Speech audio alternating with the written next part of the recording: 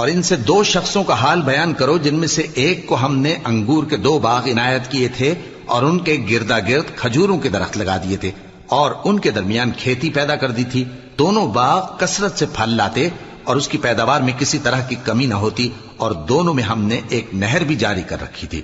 اور اس طرح اس شخص کو ان کی پیداوار ملتی رہتی تھی. تو ایک دن جبکہ وہ اپنے دوست سے باتیں کر رہا تھا، کہنے لگا کہ میں تم سے مال و دولت میں بھی زیادہ ہوں اور جتھے اور جماعت کے لحاظ سے بھی زیادہ عزت والا ہوں، اور ایسی شیخیوں سے اپنے حق میں ظلم کرتا ہوا اپنے باغ میں داخل ہوا. کہنے لگا کہ میں نہیں خیال کرتا کہ یہ باغ کبھی تباہ ہو، اور نہ خیال کرتا ہوں کہ قیامت برپا ہو، اور اگر میں اپنے پروردگار کی طرف لوٹایا بھی جاؤں تو وہاں ضرور اس سے اچھی جگہ پاؤں گا. تو اس کا دوست جو اس سے گفتگو کر رہا تھا کہنے لگا کہ کیا تم اس ذات سے کفر کرتے ہو جس نے تم کو مٹی سے پیدا کیا